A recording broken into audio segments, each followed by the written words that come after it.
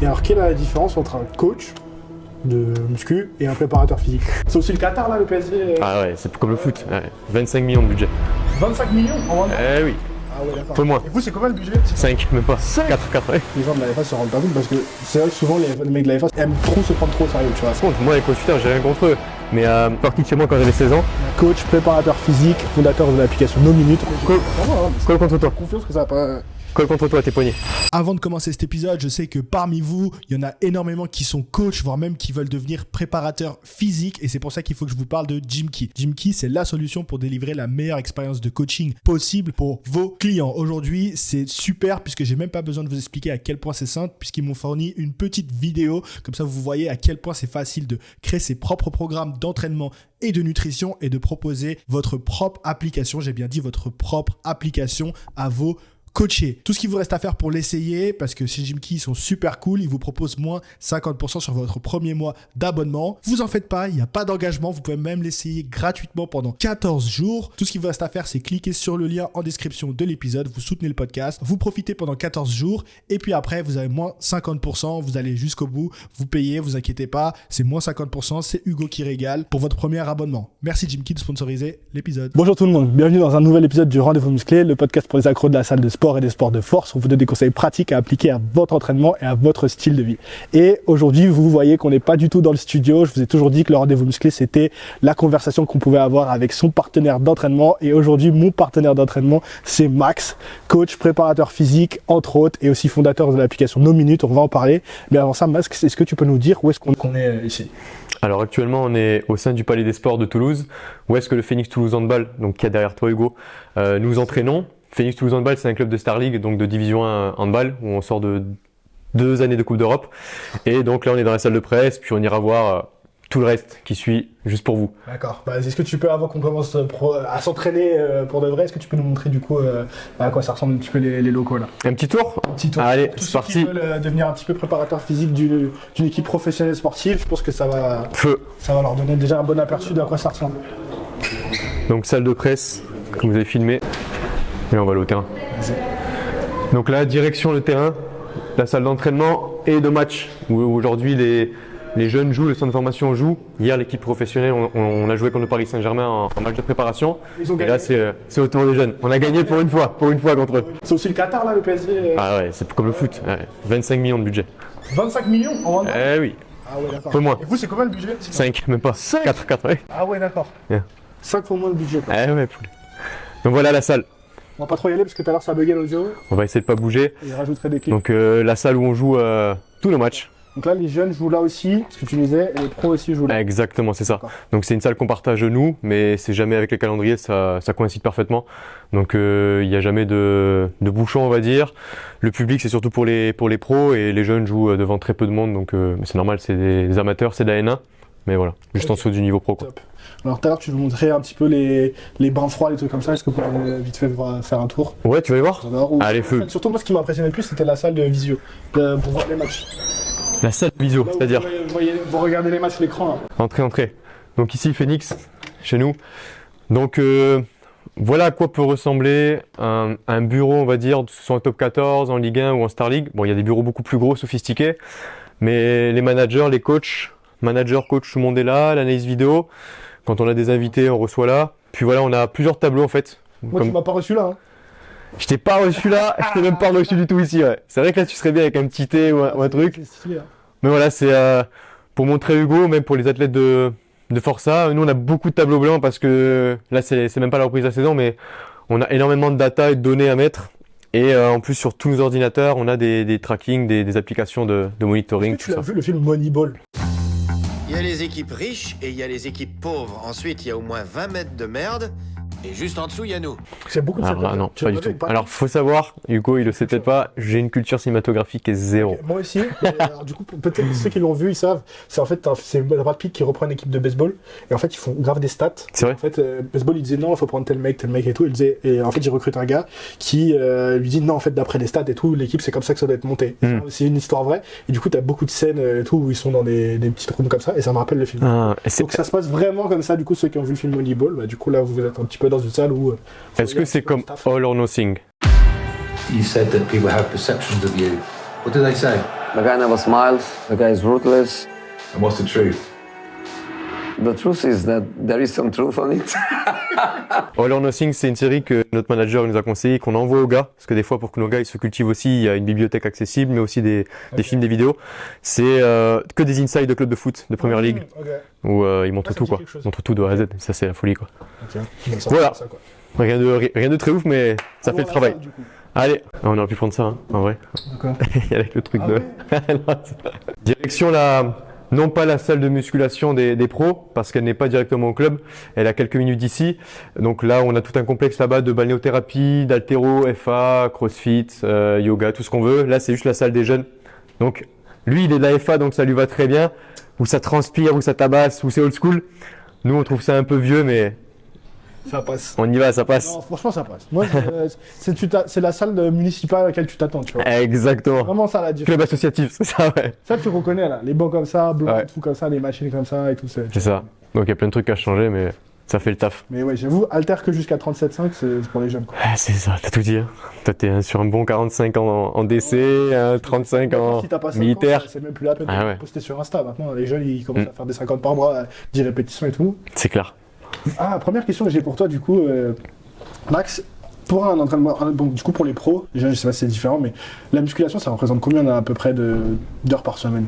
Pour les pros ou les jeunes? Pour les pros. Pour les pros, ça dépend des semaines. Là, par exemple, on est en période de préparation estivale. On a repris le 20 juillet. On a 7 semaines d'entraînement, parfois moins quand on a les tours qualificatifs en Coupe d'Europe. Mais t'as des semaines avec 5 entraînements. Enfin, que de prépa physique, hein. Après, t'as 5-6 entraînements dehors, donc c'est des semaines qui vont entre 8 et 12 entraînements par semaine, plus les matchs peut-être, ça dépend.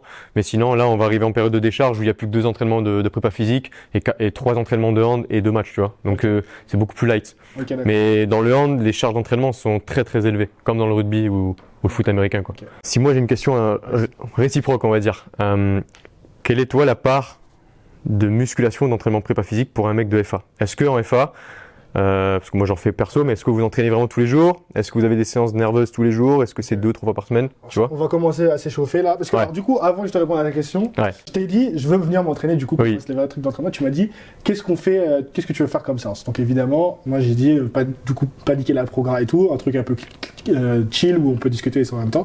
Tu m'as proposé de la gym. Là, je me suis dit, c'est parfait. Ouais. Les gens vont me voir galérer. Ça va être marrant. Donc allons nous échauffer, je vais répondre à ta question. On va faire un petit truc, petite routine de mobilité yoga qui peut correspondre à tout le monde, que même certains pourront reprendre peut-être dans le podcast. Et après, on tentera 2-3 skills de gym. Parfait. Je vais galérer aussi, t'inquiète. Super. Vas-y, on peut se mettre là. On se met là, viens, on se met ici. Ouais. On se met là, on fait quelques exos. Vas-y, tu me suis? Vas-y. Ah, je te suis, ok. Ouais. En même temps, je réponds. Donc ta question, c'était la part de muscu dans la FA. Là. C'est ça? Exact, ouais. Alors, sachant que déjà, tout le monde a sa philosophie, propre, tu vois, au niveau du coaching de FA. Ouais. Mais déjà, l'erreur que la plupart des gens font, les débutants, c'est qu'ils croient que en fait, tu fais du ARM ou des triplés lourds tout le temps. Ouais. Alors que c'est pas du tout le cas, tu vois. Bien Alors, touché. On a touché oh là, putain, déjà, ça commence. Ça va être la merde, là, déjà.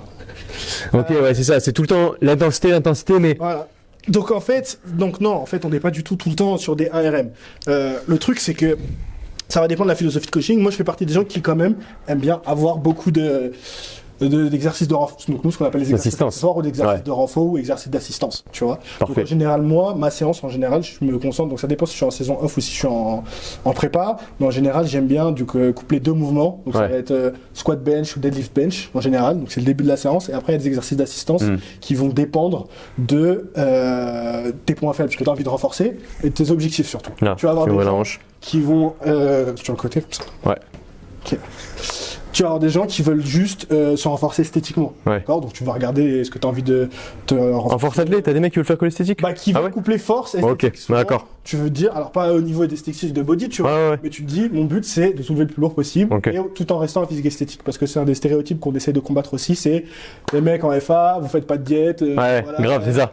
Vous êtes des flemmards de la diète, donc c'est pour ça que vous faites de la FA, tu vois. Ouais.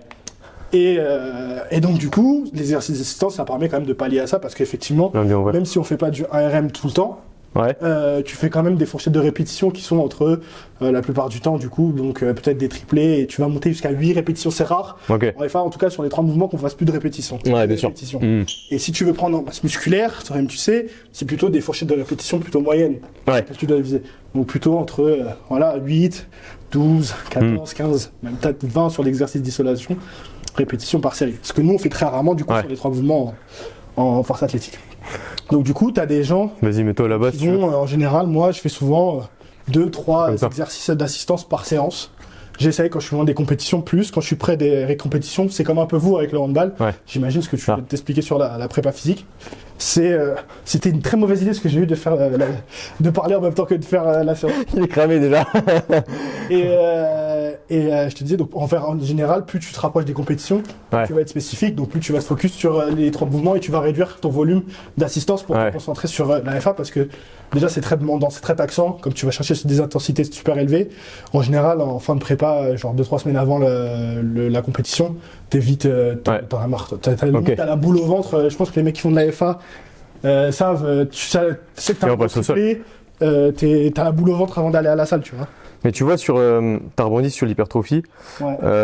Tu vois, nous, vas-y, on fait celui-là. Par exemple, nous, dans le hand, t'as quand t'es en FA, c'est des profils individuels que t'as directement, tu vois. Donc t'es en one-one avec ton gars ou ton athlète. Nous, au handball, t'as des mecs qui vont faire ils vont arriver à prendre du muscle et créer du muscle et des protocoles d'hypertrophie sur du chestbury avec 10 x 3 et 30 secondes de récup. Même sur du cluster, du 1 rep, tu vois, avec 20-30 secondes de récup. Ou alors t'en as d'autres, ça va plutôt être sur du 5 reps, 7 reps, 8 reps, tu vois. Ouais. Mais c'est vrai que nous, même avec l'assistance, on dépasse très très rarement les 12 reps. Ouais. Tu vois, et ouais, c'est vraiment inter-individuel. Il faut vraiment s'adapter à tous les profils, toutes les physios. Donc, et après, tu parlais de méthodo. De ce que je sais de la FA, bon pour l'instant on fait rien là, mais ce que je parlais pour de la FA, moment de pause comme ça. c'est que vous avez des méthodos qui sont très linéaires. Ouais. Et nous dans le hand c'est beaucoup de polarisé. Enfin je sais pas, ça va être peut-être un peu technique, mais polarisé ou ondulatoire. Je t'explique un petit peu ce que ça veut dire. Ouais, mais en gros polarisé, c'est par exemple t'as des hautes intensités, c'est par exemple, sur ta semaine de 7 jours, tu as 2 entraînements de très haute intensité et après tu as un entraînement de décharge. C'est du high-low, souvent où tu alternes comme ça. On appelle ça DUP, Daily. Exactement, c'est pareil. Ouais. Donc, en fait, ça constitue plusieurs systèmes. Typiquement, pendant une semaine, je vais avoir moi ce que j'explique dans mes vidéos de programmation. Okay, celui-là. Là, il faut qu'ils se démerdent à parler en même temps. De volume. Donc, tu vas avoir tes fourchettes de répétition hautes. Ouais. Après un jour de ce que toi, du coup, tu appelles low intensité, ou pas dit low, mais nous on appelle ça pas forcément technique. Donc bosser sur la technique en lourd, mais une intensité relative plus faible, donc sur du 80% du 1RM, ce genre de trucs comme ça. Et après le heavy day, donc en général moi j'ai 2 jours de volume, un jour technique, day off, et après 2 heavy day. Donc le premier heavy day ça va être sur squat et bench, le troisième heavy day ça va être le deuxième heavy day ça va être sur le deadlift, et un chaîne comme ça. Donc c'est vraiment aussi pareil, des périodes d'intensité, des jours, surtout par jour, où tu vas être sur de l'intensité modérée, fourchette de répétition haute, volume, ensuite fourchette de répétition basse, et low, donc technique, et après intensité élevée et fourchette de répétition moyenne, voire faible, évidemment. Du coup, dans la FA... Après, chacun, encore une fois, là, c'est la périodisation linéaire en forme de bloc, voilà, dégressive. Donc ça, c'est le truc de base. Et après, l'autre méthodologie qu'on a, c'est les Américains qui ont développé ça, qui s'appelle RTS. Et là, pour le coup, c'est vraiment basé dans ce qu'ils appellent ça des stratégies. Là, on rentre vraiment dans le détail de la programmation. Soyez attentifs, faut suivre, là. Là, il y a peut-être 80% de gens qui ont décroché, mais bon, c'est intéressant aussi, puisque du coup, tu es dans la prépa physique et tout. Ce qu'ils appellent les stratégies émergentes. Et là, pour le coup, le but, c'est donc la personnalisation. Alors, eux, ils appellent ça en anglais bottom-up et top-bottom. Donc, ce que je t'expliquais avant, c'est partir d'un truc de base qui marche pour tout le monde. Et au fur et à mesure que tu fais des blocs, t'affines. Là, il a plus répondu à ça. Là, voilà, sur les fourchettes de répétition hautes, il a mieux progressé là-dessus. Donc, on affine pour arriver à un truc qui est extrêmement personnalisé pour toi. Là, c'est l'inverse. Ils vont partir d'un truc d'un bloc entre guillemets de base que tu vas répéter, donc les mêmes exercices, la même fourchette de répétition. Ce qui a changé, c'est ce que nous on appelle le RPE, je sais pas si vous intensité, voilà. Donc c'est ton RPE en fait qui va rester, tout va rester le même, et théoriquement si tu suis, tu vas progresser, même si ton RPE reste le même, soit semaine après semaine, tu es quand même censé progresser, tu vois. Donc ils vont faire ce cycle là, donc même fourchette de répétition, même RPE, même exercice, jusqu'à entre guillemets que tu progresses et pas que tu craches et que ta progression s'arrête, parce qu'au bout d'un moment tu peux pas progresser, c'est pas linéaire la progression.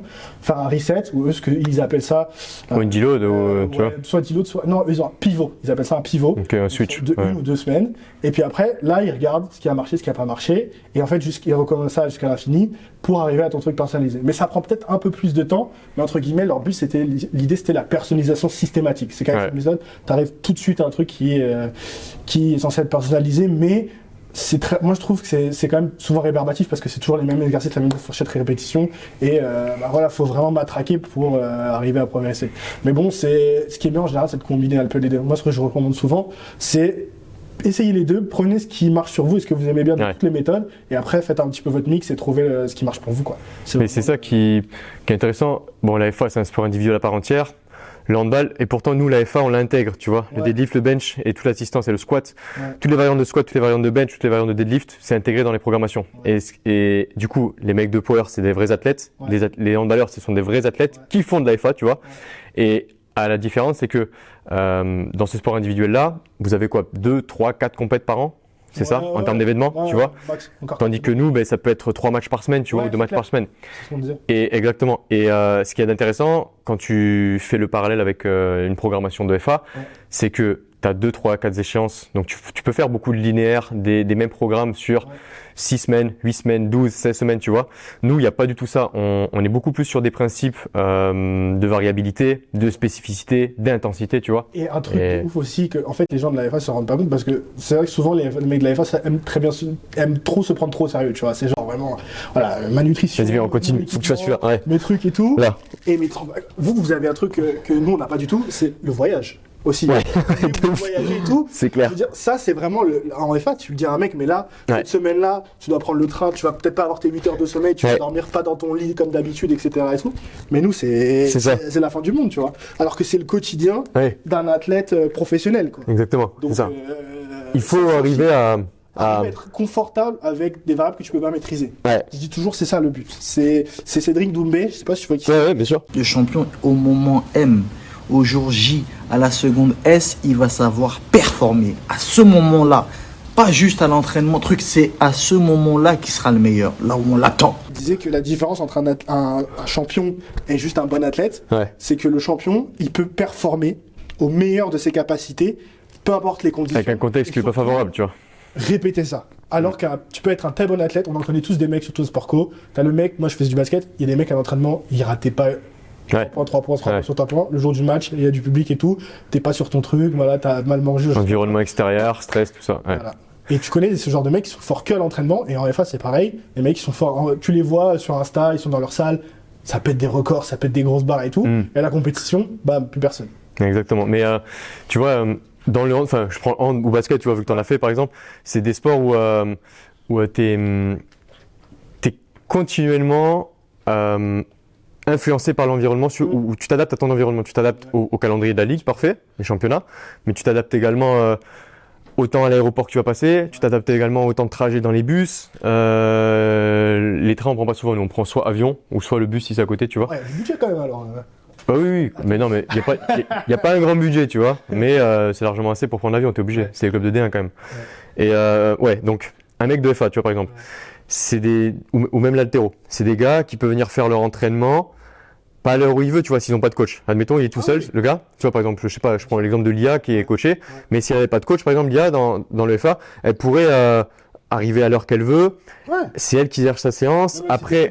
T'es coaché, souvent c'est un coach à distance. Tu vois. Jamais là, tu gères quand même tout le temps ta séance. En fait, le coach en FA, c'est plus celui qui va faire le programme, la fiche Excel, tu vois. C'est rarement le mec qui va te coacher dans ta séance et te dire. Après, je pense que c'est quand même un plus d'avoir un regard extérieur sur ton intensité. Mais encore une fois, le danger, c'est que si cette personne-là, elle s'entraîne pas tout le temps avec toi. Moi, je l'ai vu, j'ai eu la chance de m'entraîner. Je sais pas si tu connais Bryce TSA, c'est un mec de. Ça me dit rien, désolé. C'est un très grand athlète au niveau de la F1 américain. Et il s'entraîne souvent avec sa copine, qui elle aussi est championne de force athlétique. Et eux, ils se connaissent par cœur. En fait, ils s'entraînent tout le temps ensemble. Donc, ils savent, quand il a fait une répétition et que l'autre, il se dit, je suis RPE 7, elle lui dit, non, là, t'étais 8, tu vois. Sois honnête un peu avec toi-même, parce que des fois, c'est dur d'être honnête avec soi-même. Et comme ils ont l'habitude de se connaître, ils sont là. Non, t'es là pour justement te garder les pieds sur terre et parfois avoir un regard extérieur. Donc, le plus souvent en F1, on a souvent des coachs en ligne, donc même ça, c'est clair. Ou sinon, t'as le coach en ligne, il peut quand même te donner ce regard extérieur, mais c'est surtout après la séance. C'est rare d'avoir quelqu'un dans l'immédiateté du truc. Par exemple, t'as ton top 7 à faire, ça nous arrive souvent. On a souvent un top 7 et puis après, on descend la charge pour ce qu'on appelle les volumes, back-off, etc. Tu fais ton top 7, t'as overshoot, t'as mis trop de poids et tout. Qu'est-ce que tu fais pour tes back-off? Quelle charge tu mets? C'est souvent ça, en fait. Ce qui fait vraiment la progression en force athlétique, c'est la capacité que tu as à mettre la bonne charge au bon moment de la séance et à répéter ça. C'est ça, Tu vois, et ouais. à te connaître. Et c'est sûr que si tu avais ton coach avec toi, bah, lui, il peut te donner ce regard externe. Mais le plus souvent, bah, il faut compter sur soi-même parce que ton coach, Ouais, il est pas là. tu c'est ça. vois. Alors que vous, en préparation physique et tout, bah, toi, tu es là avec tes gars pendant la séance. Tu peux lui dire, bah, là, peut-être petite correction technique ou peut-être truc là, fais ça comme ci, comme ça, tu vois. Exactement. Ça, c'est un gros avantage que vous avez par rapport à nous, où je trouve que du coup, en force athlétique, ça s'appelle coach. Mais quand est-ce qu'ils sont vraiment dans la salle à coacher Ouais, ou ok. même en compétition, parfois ton coach, il n'est même pas à ta compétition, tu vois. C'est vrai que ouais, dans l'AFA ou même l'haltéro, parce que Redon Manouchi ou qui est un collègue ou même d'autres mecs dans l'haltéro, c'est des athlètes de sport individuel mais qui sont souvent livrés eux-mêmes, tu vois. C'est ça. Et du coup, mais ce que je voulais dire, c'était par rapport aux contraintes. Ok. Un mec de FA, enfin ou une athlète, elle va venir s'entraîner, Oui, alors qu'elle veut. elle gère son entraînement, après elle peut gérer sa nutrition, son sommeil, sa journée, tu vois. Nous en fait, ben, les joueurs, ils ont la presse, les médias, la situation externe familiale. Ouais. Le coach, il peut changer les plannings à tout moment, donc Ouais. le jour de s'adapter. Ah ouais. Les matchs peuvent être décalés par la ligue. Tiens, il y a Bein Sport qui arrive, ils veulent mettre le match là, ben du coup c'est décalé. Ah ouais, d'accord. Tu enchaînes des matchs. Sport, ils peuvent dire. Ah ouais, c'est eux qui choisissent. Ah ouais, En fait, les calendriers sont faits en fonction de la télé surtout, tu vois, ok. et de la ligue. Et par exemple, quand on jouait la Coupe d'Europe les 2 autres années, Mhm. il est arrivé à nos joueurs de faire 3-4 déplacements d'affilée. On va en Suède, on va à Dunkerque, on va à Chartres et on repart en Europe de l'Est. Donc pendant 2 semaines ou 10 jours, t'es pas à Toulouse, t'es tout le temps en déplacement, Ok. tu vois. Et donc ça, c'est des contraintes, c'est des charges externes qui jouent sur la charge d'entraînement globale, sur la charge d'entraînement individuelle, sur ce qu'on appelle le readiness, le wellness, le monitoring, tout ce que tu veux. Ok. Et qu'un mec qui fait de la FA, si tu veux, toi tu peux t'entraîner si tu veux Ah ouais. tous les jours ou toute ta vie dans la même salle, au même endroit, dans ton environnement, tu vois. Ouais. Et puis si le matin il m'est arrivé un truc, par exemple pour le taf qui est arrivé, je me dis bah ok, je décale Ouais. la séance quand je veux. Et Ouais. donc, là, tu peux pas. Et nous, en fait, il y a beaucoup plus de contraintes parasites qui sont sujets ou facteurs de stress, d'anxiété. Ouais, bien sûr. Et tu vois, un exemple con. Les risques de blessures de ligaments croisés, elles sont beaucoup plus hautes quand un joueur ou une joueuse, elle va avoir un enfant. Ouais, elle va avoir un enfant. Quand le joueur, il a pour projet d'acheter une maison, quand il fait des travaux chez lui, tu vois. Après, C'est ça quand aussi- il y a des ça facteurs aussi, externes. Ça affecte aussi les gens Vas-y, on vient, on commence premier exo. de FA aussi. On fait 2-3 gammes. Vas-y. Tu peux faire des abdos, c'est foutu là. Ouais, on va faire un peu de gym et d'abdos, mais juste des petites gammes pour monter, et après on fera des petits tests. On va rigoler. Donc là, Ah bah là, ouais. pieds joints, Ok. t'engages adducteur, transverse, périnée, tu serres les fesses, on va chercher là. C'est reverse plank, planche inversée. Ok. On tient 15-20 secondes, On et si tu veux, on parle. Du tronc là. Ouais, regarde, t'as que tes fesses et rachis lombaire qui touchent le sol. Ok. Si jamais tu vois que tu cambres et que t'as mal au dos, tu lèves un peu les jambes. Ok.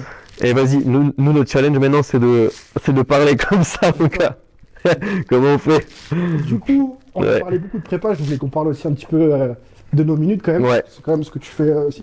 Ah, d'ailleurs, bon, explique un petit peu Vas-y, relâche. nos minutes, ce que c'est pour les gens. Ok, mais je vais essayer d'expliquer comme ça.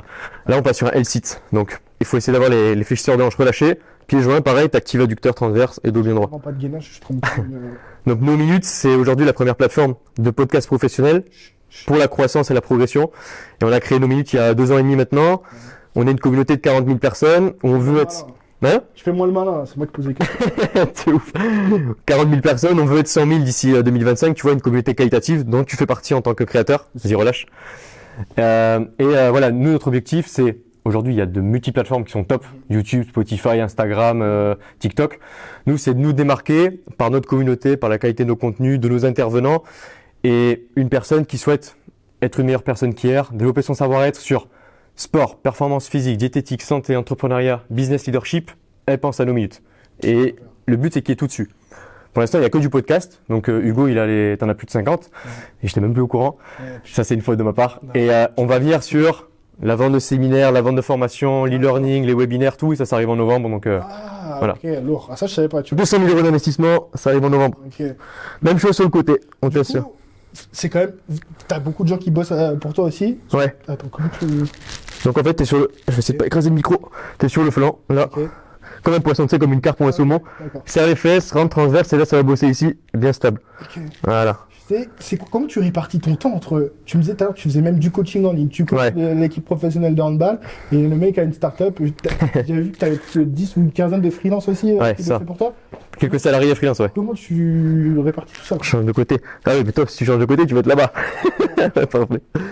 Comment je gère mon temps? Mais j'ai eu la chance, je pense, de vivre. Enfin, je suis parti de chez moi quand j'avais 16 ans. Ouais. Et le fait de travailler sur mon introspection, mon organisation et de vivre seul. T'es parti chez toi quand t'avais 16 ans, t'es pas fait virer par ta daronne. Non, tu vois, faut briser quand même, ouais. Grave, ça aurait pu, tu vois. Mais non, je me suis pas fait virer. Mais comment je m'organise, c'est que dans une semaine, tu as 168 heures. Ouais. Et à partir de là, c'est universel pour tout le monde. Le temps, la gestion du temps, elle est universelle pour tout le monde. Et après, j'organise mes journées. C'est de la planification. J'organise mes journées stratégiquement, où j'ai des blocs où je vais être avec les gens de mon équipe, des blocs où je vais être au Phoenix Toulouse Handball ici, d'autres avec mes coachings. Il y a pas longtemps, j'avais que ce soit les équipes de France jeunes, soit sur le rugby à 13, soit le hand, soit d'autres choses. Et Alors, que ça, l'organisation. j'entends, mais par contre, même si toi, sur le papier, tu dis cette journée c'est pour le hand, cette journée c'est pour nos minutes et tout, par exemple, traquer le contraire, là t'es en mode pour le hand, il y a un mec qui t'appelle pour nos minutes, il y a un problème. Ouais. Est-ce que tu dis non, ça c'est ma journée hand, je fais que du hand et ça passe après? Ouais. Est-ce que tu prends quand même l'appel nos minutes et du coup sur ton hand tu fais quand même du nos minutes alors que même si tu t'es dit bah non c'est ma journée hand quoi. S'adapter ou mourir. Mais en gros, c'est tout ce qui est rendez-vous pro, tu sais. Si c'est pas délégué à quelqu'un d'équipe, tout ce qui est rendez-vous pro ou nouveaux partenaires potentiels, nouveaux clients et tout, je prends, tu vois, si c'est dans l'urgence. Sinon, c'est délégué à l'équipe. Okay. Comme tu l'as dit, donc là, on a 2 ans et demi et on est 12 entre salariés et freelance, tu vois, on est 12 dans l'équipe. Donc, on a les bureaux qui sont pas loin d'ici d'ailleurs, à Atom. Ouais. Et après, on a 15 associés. 15 associés, c'est des associés actionnaires qui sont aujourd'hui rentrés au capital D'accord. et qui ont investi chacun entre 5 000 et 50 000 euros. Okay. Tu vois, donc moi, j'avais mis mes fonds propres au début, puis maintenant, il y a des gens qui croient au projet, qui nous suivent et qui voient vraiment le potentiel. Ils sont juste partenaires financiers ou ils sont aussi un rôle, c'est aussi des gens que tu emploies, enfin du coup qui ont, je sais pas, il y a peut-être des devs ou j'en sais rien, des mecs qui font le marketing. Ça, du coup, c'est dans l'équipe, tu vois. D'accord. Tout ce qui est... Donc tes partenaires, c'est pas des gens qui bossent aussi pour l'équipe, c'est juste un apport. Exactement. Ok. Donc, tu as ce qu'on appelle la team, le squad. Ok. Et donc, comme tu as dit, responsable commercial, responsable des ventes, service opérationnel, les devs, business dev, DAF, un directeur administratif financier, avocat, comptable. Ça, c'est la team, le squad. Okay. Et après, tu as les associés partenaires qui, c'est des gens comme toi et moi. Hein, c'est certains que tu connais, tu connais sûrement, mais je peux pas dire leur nom, mais Tu peux dire, ça peut être des prépas physiques, des coachs, des kinés, des entrepreneurs et tout, qui ont investi dans nos minutes et qui sont partenaires financiers, okay. mais qui font partie de ce qu'on appelle un board. C'est un board stratégique, tu vois, et qui participe à la vision de l'entreprise, de la start-up, qui ont droit au bilan, d'avoir tous les rapports financiers. Ça, c'est bon. On teste un exo en même temps? Vas-y, allez. Faut qu'il essaie de parler aussi en faisant là, tu fous tes poings, comme ça. Et là, tu vas trembler, là, c'est sûr. Même moi, je vais trembler. Tu fous tes poings, jambes jointes, et le but, c'est de se lever, là. Ah ouais, je peux pas là. Et si tu peux. Sinon, tu commences sur une jambe. Là. Tu commences sur une jambe. Là, je peux pas. Ah, c'est parfait. Il fait très bien. Ah, c'est nickel. Vite parce que. C'est nickel. Et le but de ça, c'est d'arriver, tu sais, tout le temps. Hein. Mais quoi, Voilà, les gens, ils bossent les abs ou le transverse gainage en contractant tout le temps les fléchisseurs. Je bosse pas, moi, je fais Faut du sport avec relâcher. ceinture, c'est tout. Et ouais. Faut relâcher de ouf. Donc ça peut être des trucs de gym. Tu vois, ça, celui-là, même chose aussi. Tu vois, bras tendus. Terrible ça. Ça pour la stabilité scapulaire. Ok. Donc on part comme ça, je me mets de profil à toi, comme ça tu ramènes. On part comme ça, ok? Ton but, ça va être de te lever. Donc tu t'avances ici, Ok. tu ouvres tes mains, bras tendus, coude bien verrouillé, tu t'avances, et tu lèves les genoux, tu tiens. Putain, mais il y a des mecs qui font ça. Non, mais je peux. Avance, avance. Faut que tu regardes. Ramène vraiment tes genoux au niveau de tes mains. Dès que c'est au niveau de tes mains, tu pousses dans les bras. Et tu lèves les abdos. Putain. C'est dur, hein? C'est super dur. Je sais pas, il t'écolle même pas. Quelle humiliation cette vidéo. Mais non, on s'en fout, t'inquiète. Moi, tu vois, quand t'as un terre à combien? De 6, non? De 7, ouais. De 7, ouais. Et ben ton terre, quand ton sumo, je l'avais vu, déjà, il est propre. Donc ça fait plaisir de voir déjà un sumo propre.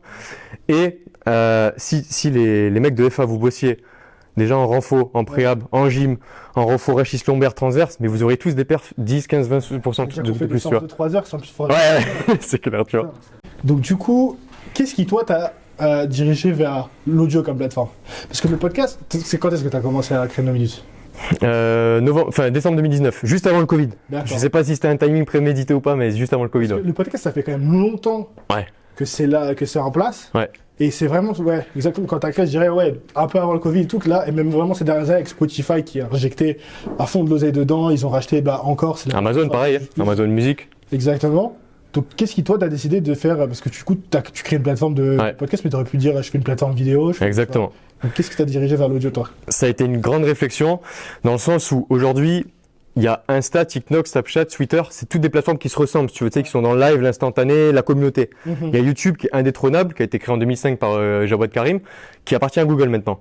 Et nous, on s'est dit, bon, Spotify était à ce moment-là que sur la musique, tu vois, Deezer, c'est français, mais ils ont beaucoup de problèmes, ils sont surtout en concurrence avec Spotify. Ouais. Et moi, je me suis dit, je veux trouver un nouveau moyen de communication, tu vois, qui soit plus intimiste, plus individuel où les gens peuvent s'approprier le contenu, peuvent développer leurs connaissances, leurs compétences, ne sont pas influencés par l'image. Tu sais, quand tu regardes une vidéo, mais tu as la personne en face de toi. Soit elle te plaît visuellement, soit elle te plaît pas, soit tu vas l'écouter parce que tu aimes cette personne ou pas. Là, c'est que la voix. Donc, c'est vraiment introspectif, tu vois. Et pour développer une communauté en matière d'éducation, de connaissances, de compétences, je pense que l'audio, aujourd'hui, c'est un des canaux qui est, mais tu vois, hein, quand tu entends aujourd'hui RTL, Nike, Adidas, Guerlain, Louis Vuitton, Dior, toutes les marques, elles ont un podcast.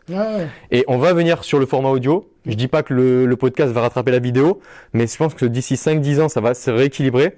Et les gens veulent voir, enfin, déjà, les gens ne veulent plus apprendre devant un écran. Et les gens veulent apprendre différemment. Et c'est pour ça que l'audio, ça nous est vu comme une solution parce qu'il n'y a pas grand monde sur ce marché. Et justement, maintenant, il y a Spotify et YouTube, Spotify et Deezer et Amazon.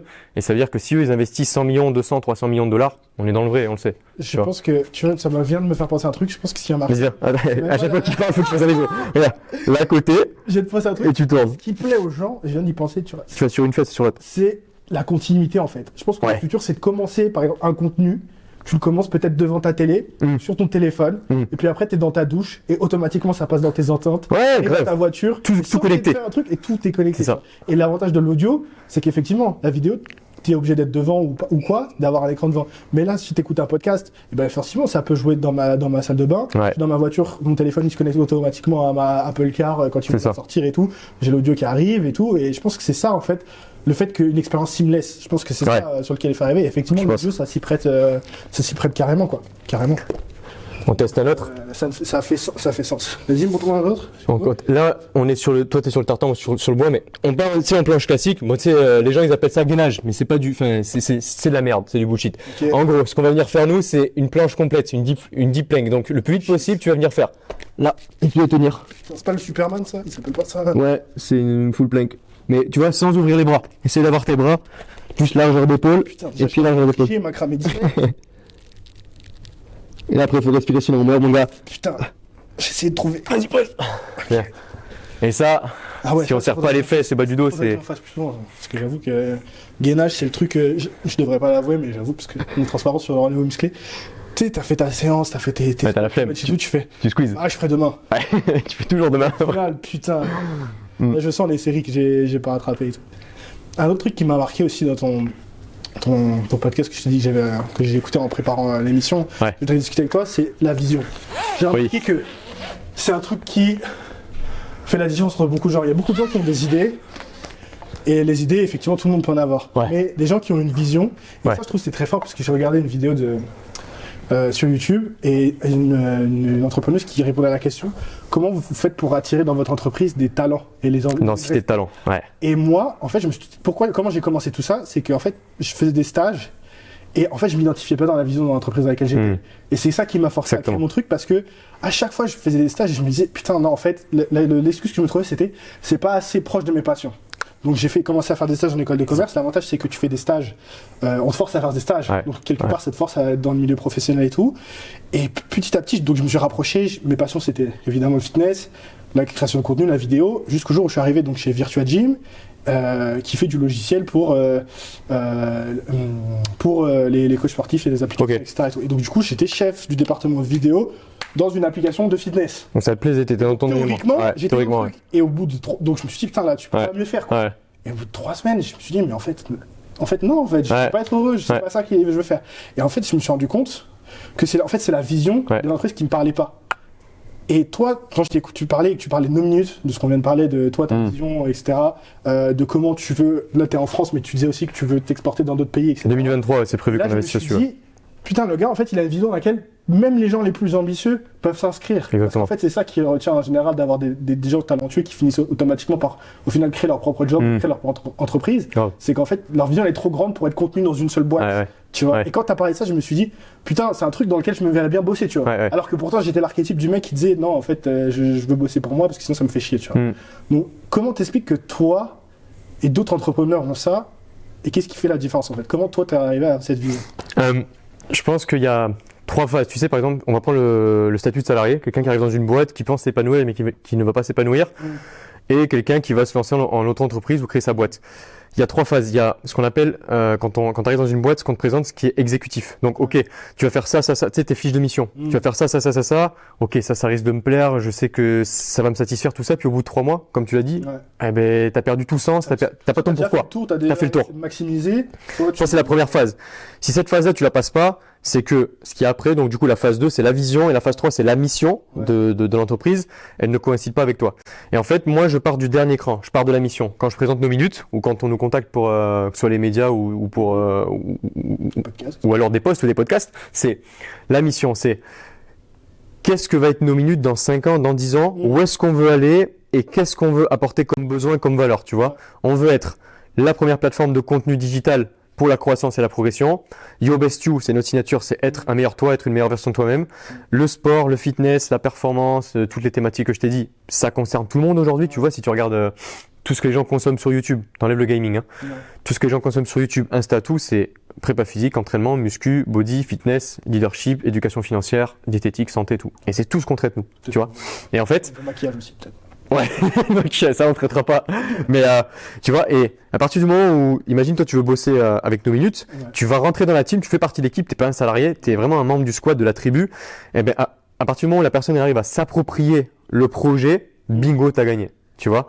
Et c'est ça qui fait la force, je pense, des grands entrepreneurs de ce monde, c'est que tous les jours ils traversent des doutes. Tous les jours, ils ont des peurs, des craintes, des faillites, pas d'argent, mais c'est juste que il y a la prise de risque et il y a l'audace. Mais c'est ce qui fait la différence pour tenir, c'est ce qu'ils voient dans 3, 5, 10 ans, tu vois, c'est la vision et la mission. Et si t'as ça qui te tient au bout, mon gars, t'avances, quoi. Comment toi, du coup, je vais aller plus loin vraiment, à quel moment t'as eu ça? Est-ce que t'as eu ça dès le début ou est-ce que c'est à force de faire que t'as développé ça, que t'as vu ça? Comment c'est né en fait cette vision pour Par rapport à nos minutes, cette ambition de se dire, on va être la première plateforme de contenu, parce que c'est quand même un grand truc. La plupart, tu vas dire ça à certaines personnes, ils vont te dire, mais qu'est-ce que soit ils vont rigoler, soit qu'est-ce que tu racontes, voilà, tu vois. Exactement, ouais. Mais c'est ce qui fait le charme d'une start-up, c'est que il y a deux cas de figure. Si au début on avait levé 2, 3, 5 millions d'euros, tu vois, on a fait une grosse levée de fonds comme certaines boîtes le font, hein. Bah, c'est très rare, hein. C'est une boîte sur 100 qui lève des fonds comme ça, mais si on avait levé des fonds, on aurait été beaucoup plus vite. C'est-à-dire que tu vois là, la version 6.0 qui sort, on aurait pu la faire dès début 2020, tu vois. Boum. Mais ce qui fait le charme d'une startup, c'est que tu avances par coup de 20 000, 30 000, 50 000, 60 000 euros, tu vois. Et à chaque fois que tu avances, mais ta vision elle s'élargit, ta vision elle se précise, l'étape d'après, la next step, ça devient plus clair, tu vois. Et ton projet il avance comme ça. Tu sais globalement, ok, tu veux être un réseau social ou une plateforme, tu veux aider les gens sur ces thématiques-là. Tu sais, au début c'est flou. Mais plus tu avances, plus ça se précise et plus ça devient clair. Et je pense que c'est par l'audace et l'exécution que tout se précise, tu vois. Je pense que ce qui fait la différence, c'est la vision et l'exécution. Ça fait 2 fois, il pose des questions, mais il a fait 2 fois, il fait pas d'exo. Viens voir. T'as un challenge. Vas-y. C'est quoi la question? Donc là, c'est. T'enlèves la barre, j'enlève la barre. Non, c'est bon. C'est bon? Regarde, ici. Mais déjà que j'arrivais pas à le faire à sol, tu crois que là, je vais réussir à le faire Tu verras, ça peut être plus facile.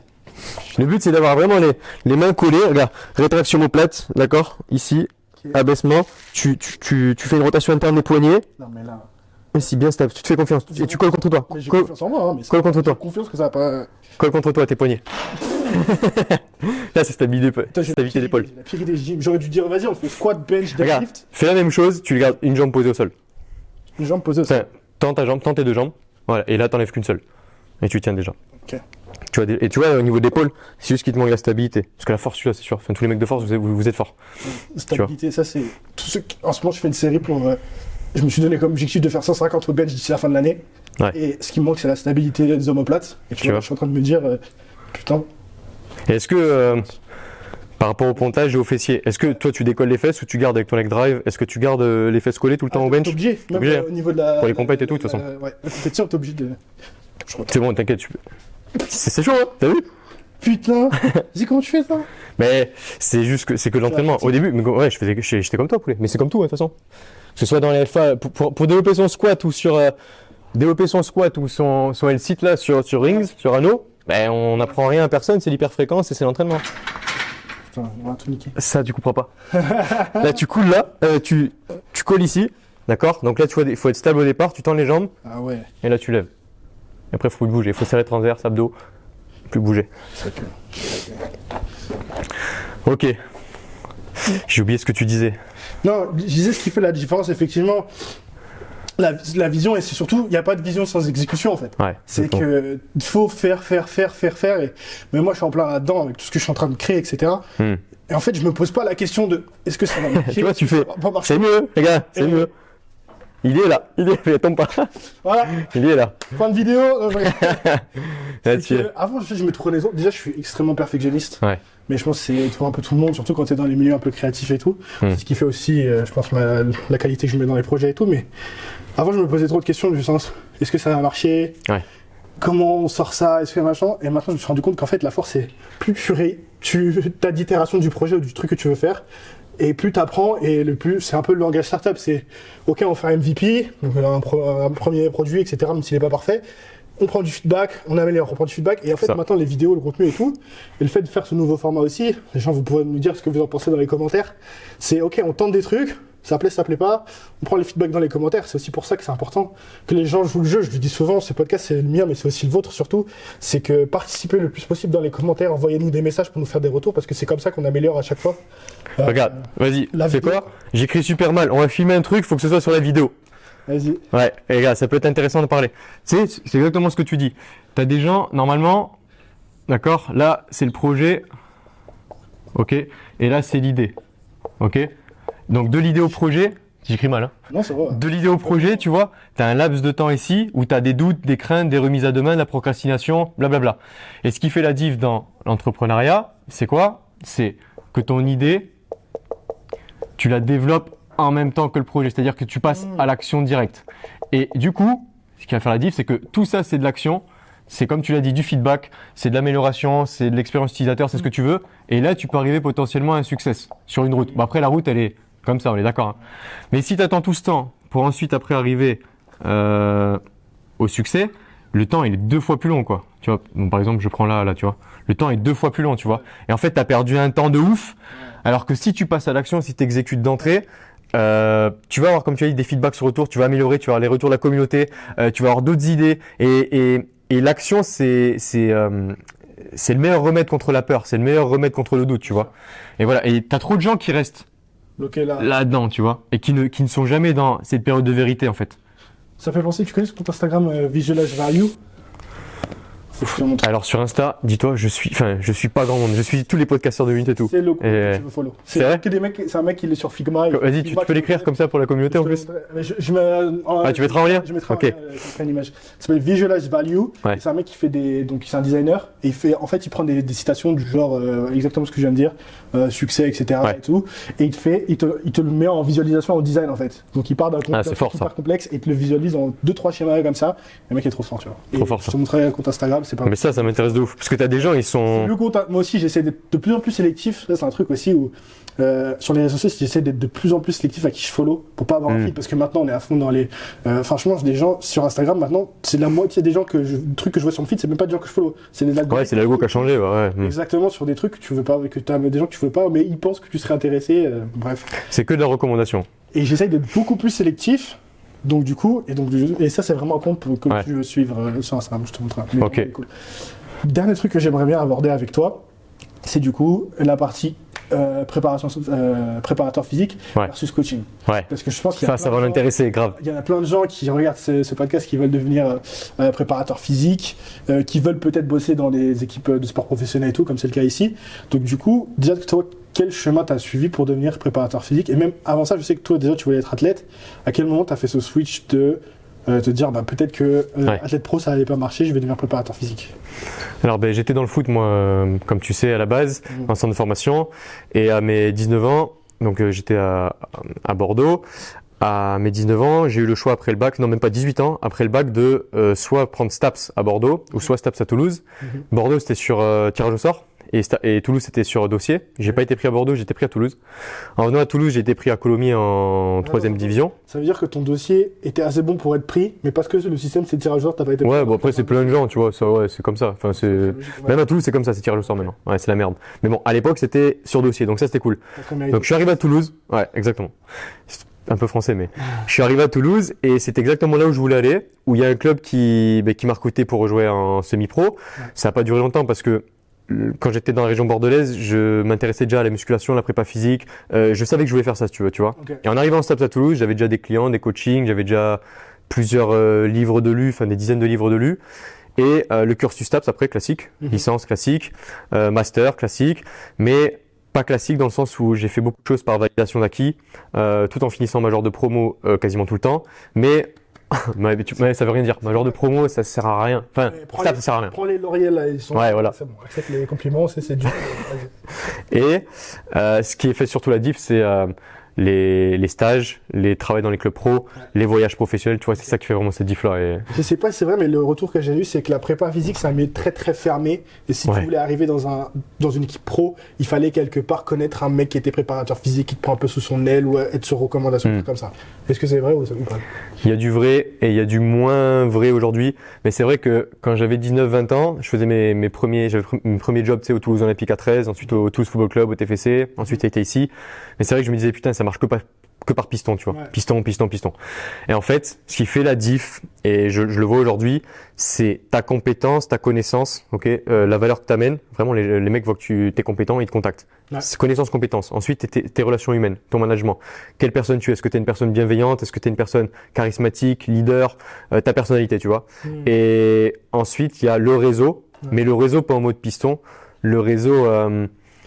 tu connais un tel, il va venir t'immiscer dans le club, tu vas échanger d'abord avec lui, toi tu vas refaire des trucs de ton côté, puis quelques mois après peut-être il va te rappeler pour intégrer le club ou la structure ou quoi. Il y a un opening. Mais ouais, mais enfin, du piston il y en a, surtout dans le football, parce que c'est un milieu beaucoup plus fermé, tu vois.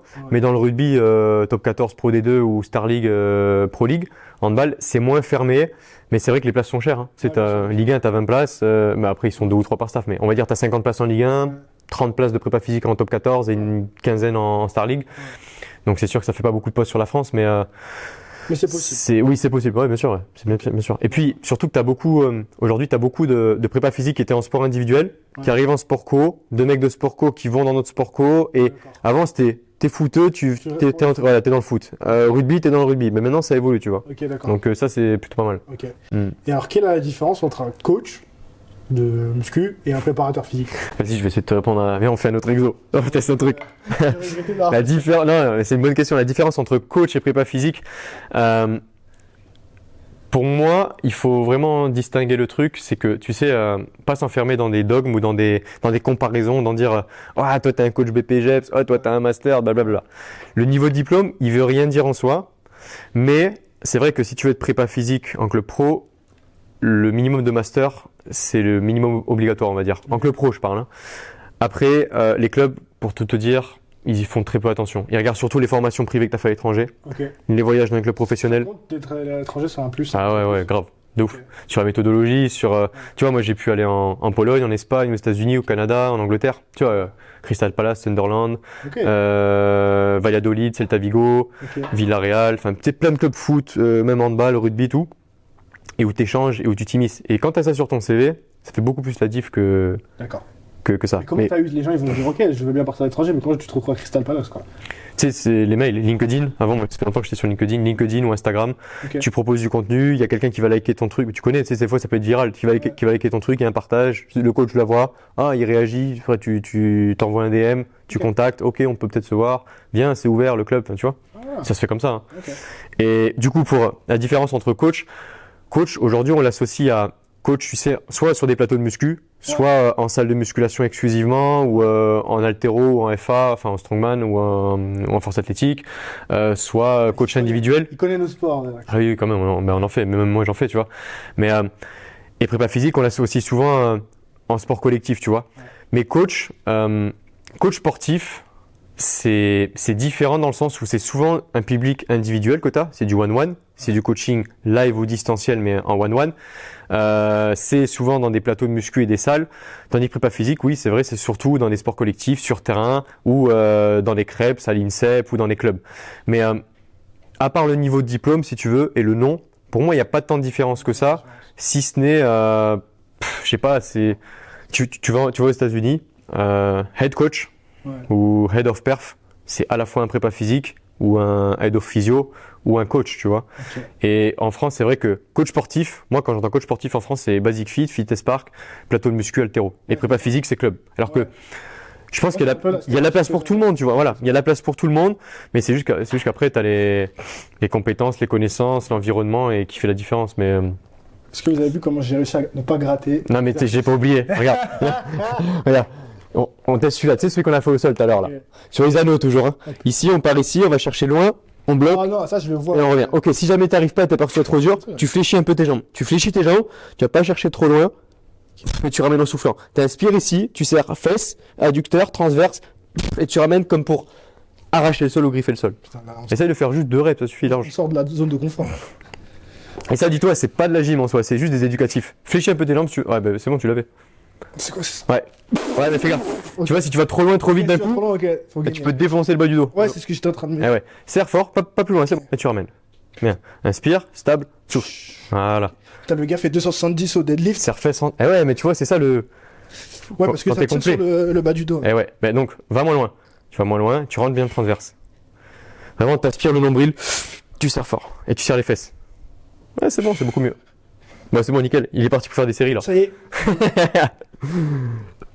Ok, pas mal. Ouais, j'ai encore 1 ou 2 exos que je peux te montrer. Après, on peut faire des handstands, on peut faire des handwalk, on peut faire des.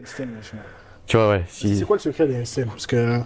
Ah, j'ai fait plusieurs posts là-dessus et c'est pas qu'il y a du secret, bon, à part l'entraînement, l'hyperfréquence, tout ça, ok. Il y a plein de points techniques.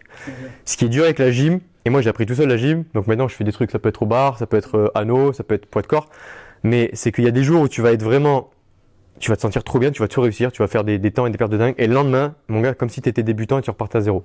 Ok. Tandis que tu vois, dans le hand ou la prépa physique ou même l'AFA, tu repars pas à zéro, quoi. Des fois, tu as ton squat à 200, tu le testes 3 jours après, tu es à 190, mais tu repars pas à zéro.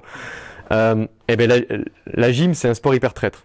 Et pour le handstand, il y a plusieurs trucs techniques. C'est vraiment d'avoir les mains ouvertes, vissées dans le sol, les doigts crochetés dans le sol pour vraiment avoir cet ancrage, tu vois, et cette stabilité. Les coudes tendus et les coudes bien rentrés. Épaules stables. Le regard qui soit pas en hyper extension, mais qui soit plutôt menton rentré. Ok. Et après, il faut tout le temps serrer fesses, abdos, joindre les pieds.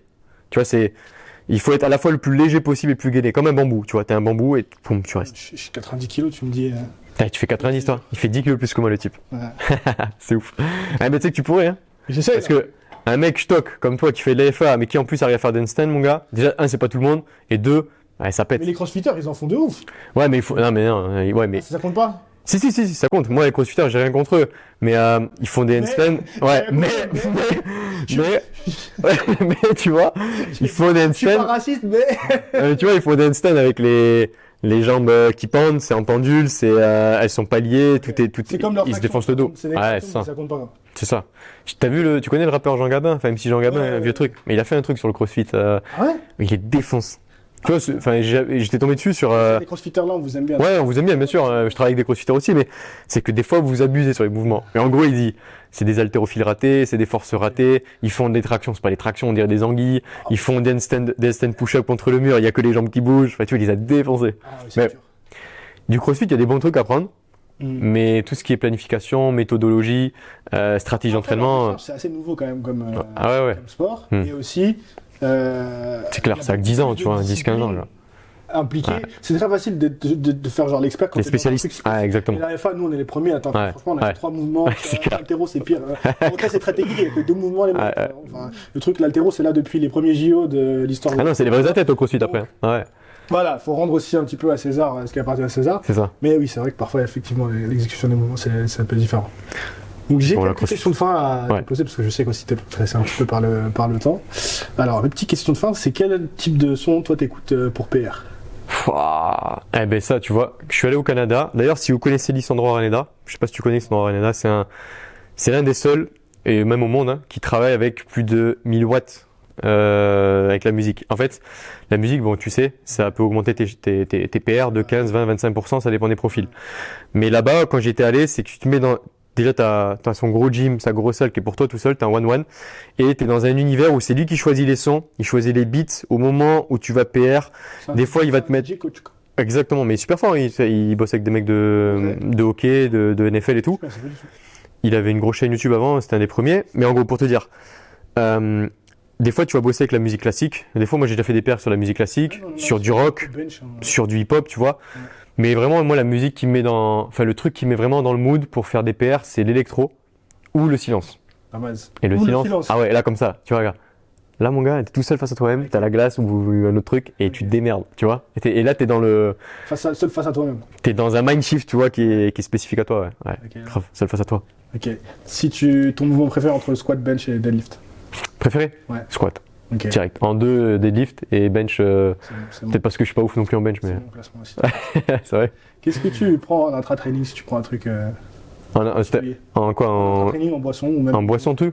Je suis pas un bon exemple dans le sens où je mange très peu, moi. Quand je faisais du toi, tu fais 90 kills.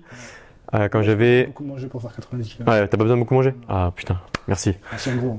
Ah ouais? Ah ouais. Toi C'est boule quand t'es petit. Ah ouais? Ouais, quand t'es petit. Bon, après, Oui. ça change, tu vois. Non, non, j'ai pas fait la plus belle transformation. Mais tu vois, quand j'ai commencé à 17 ans, en 2017 à mes 20 ans, j'étais body, donc je faisais 83-84 kilos, où j'étais vraiment beaucoup plus baraque.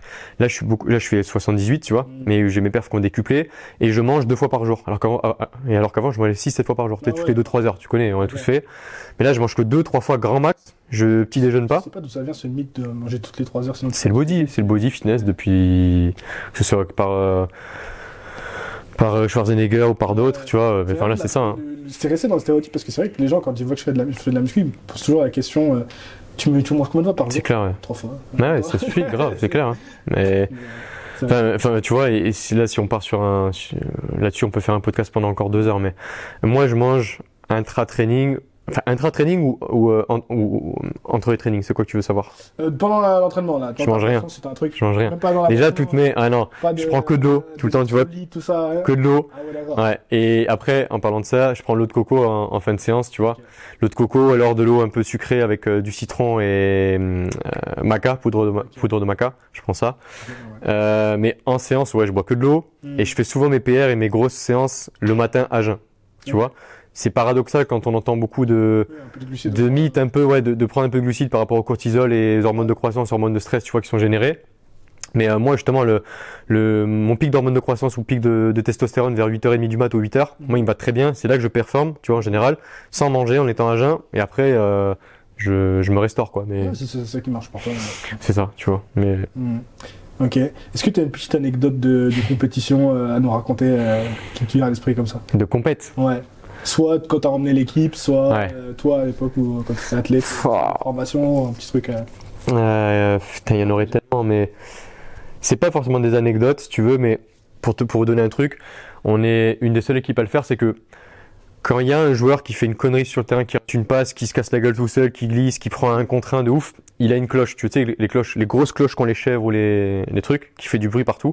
Et pendant une semaine ou 3 jours jusqu'au match d'après, il doit prendre la cloche avec lui s'il va au magasin, chez lui, jusqu'au terrain, dans les vestiaires. Donc ça fait gling gling gling gling gling gling toute la journée jusqu'au prochain match, quoi. Ah putain, c'est Donc tu vois, ça c'est des trucs qu'on met en place. Mais après, anecdote moins perso, à titre perso, là comme ça, putain, je saurais pas te dire, tu vois. Ah bah c'était déjà pas mal. Ouais. Je viens de me rappeler aussi, donc avant qu'on termine, un autre sujet, peut-être ça va relancer la conversation, mais peut-être que si tu veux qu'on puisse un peu s'asseoir Vas-y, tu veux. tranquillement. C'est l'essor un petit peu en ce moment des mecs qui lisent des études, un peu le fitness evidence-based, tu vois. Moi, j'étais grave à fond, je suivais les Jeff Nippard, Eric Helms, je sais pas si tu Ouais, sais. ouais, bien sûr. Et j'étais à fond là-dedans et tout, je me disais putain, je vais tout apprendre. Et maintenant, ça a shifté un truc dans ma pratique de la muscu. Et entre guillemets, je trouve que ces gens-là, ils sont en train de limite un peu de nous dégoûter de la muscu dans le sens où avant, tu sais, on a beau dire ouais le bro split et tout, Ouais. c'est pas le plus optimal, il faut s'entraîner 2-3 fois par mouvement, par semaine, etc. Je kiffais plus mes entraînements quand j'étais en mode bro et Ouais. je me disais j'arrive à la salle, aujourd'hui c'est les pecs, je me détruis. Ouais. Aujourd'hui c'est les legs, je me détruis les legs. Et malgré qu'effectivement oui c'est la manière la plus optimum de progresser fitness evidence based, ça a niqué, j'exagère pas, ça a niqué ma pratique de la muscu, mais je prends beaucoup moins de plaisir à l'entraînement qu'avant. Alors, Par rapport à quoi, la charge d'entraînement? Ouais, tu veux dire ouais. plus plaisir. Maintenant, je fais pas tel exercice parce qu'il me plaît, Ouais. je fais tel exercice parce que c'est le plus optimisé Ouais. pour progresser, tu vois. Ouais, c'est vrai. Et je suis en train de me dire, est-ce qu'on perd pas le plus important qui est de se Le plaisir, dire, c'est- kiffer, quoi. Ouais, exactement. Tu vois. Et donc, toi qui es dans la prépa physique, donc j'imagine qu'il se tient au courant des études, de comment effectivement on peut optimiser la pratique tout simplement. Comment toi, est-ce que c'est un truc que tu as ressenti ou est-ce que tu aussi accordes une grande place à pas forcément ce que les études mettent, mais aussi la pratique. Parce que j'ai l'impression que parfois les études, elles sont déconnectées de la pratique. Tu vois, c'est des mecs qui font des études sur des cas très très très précis. Ils prennent des gens qui sont pas forcément entraînés et qui sont pas confrontés à la réalité de qui s'entraînent tout le temps.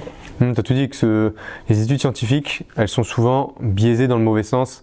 Elles vont pas en faveur des sportifs de haut niveau, des sportifs pros, même des mecs de FA ou ce qu'on veut, des strongmen ou powerlifters, tout ce que tu veux, mais surtout pour la population lambda, si tu veux. Et c'est souvent des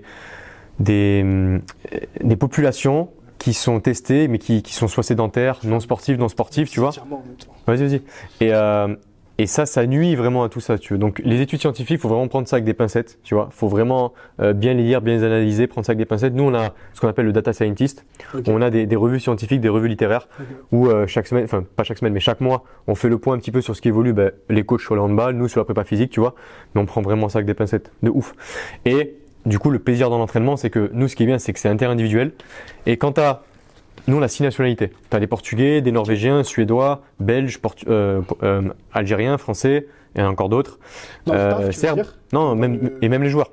Et même les joueurs, si tu veux. Et du coup, ça veut dire que tu as différentes mentalités, état d'esprit, culture. Et quand tu en as un qui va avoir la flemme, tu as toujours l'autre pour le relever, pour le pousser un peu, le bouger. Et pour aller au-delà de de tous les paramètres d'entraînement que j'ai mis sur la séance à faire. Donc, même si tu as prévu cette charge d'entraînement précis avec ton RPE prévu, RPE réalisé, tant de minutes, tant de paramètres, tant de vitesse de barre, tant de mètres par seconde, tant de watts, ce que tu veux, le mec qui veut faire une série de plus ou 2 séries de plus ou 2-3 reps de plus ou quoi, moi souvent je laisse faire, tu vois. Ouais. Pareil, un truc dans le plaisir, c'est que j'ai jamais donné un temps de récup. Le mec qui part quand il est prêt. C'est-à-dire que sur le terrain, tu vas faire 4 contre-attaques, 3 duels, des impacts, tout. L'adversaire va pas te dire bon vas-y là on récupère et je reviens dans 30 secondes. C'est vrai que physiologiquement, métaboliquement, structurellement, tu as des temps à respecter pour l'hypertrophie, une 30, 2-30, blablabla. Mais vous par exemple en strongman, en powerlift, des fois vos récup c'est 3, 5, 7, 9 minutes, enfin ça c'est des trucs de ouf. Ah là ils abusent après. Ouais, c'est clair.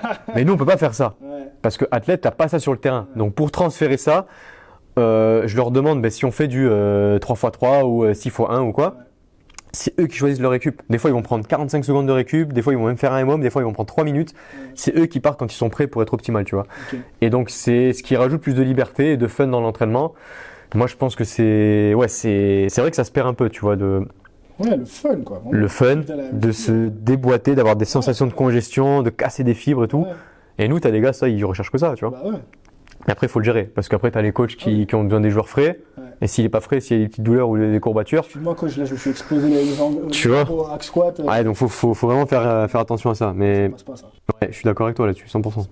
Ok, top. Dis-ce que Jean, alors, où est-ce qu'ils peuvent retrouver nos minutes et toi, ton actualité? Je sais pas si tu as un compte perso aussi ou pas. J'ai plus de compte perso. Donc, No Minutes, aujourd'hui, c'est une application mobile, donc sur iOS, Android. Nouvelle version qui sort, la version 6.0 qui sort en novembre, qui va être oufissime. Donc, comme je te l'ai dit, c'est à peu près 200 000 € d'investissement. Le site web pour les podcasteurs, donc comme toi, t'es passé par là. Instagram, No Minutes. TikTok, on a lancé TikTok, mais c'est en nom propre, c'est Max Altenhoven. Et LinkedIn, Max Altenhoven. Donc super. Allez suivre le rendez-vous musclé sur No Minutes, du coup. Exactement. Et puis, dites-nous en commentaire ce que vous avez pensé de ce nouveau format. Merci pour la séance, Max, c'était lourd. Merci, mon gars. Et je vous dis à bientôt dans un prochain podcast, dans une prochaine vidéo. Ciao.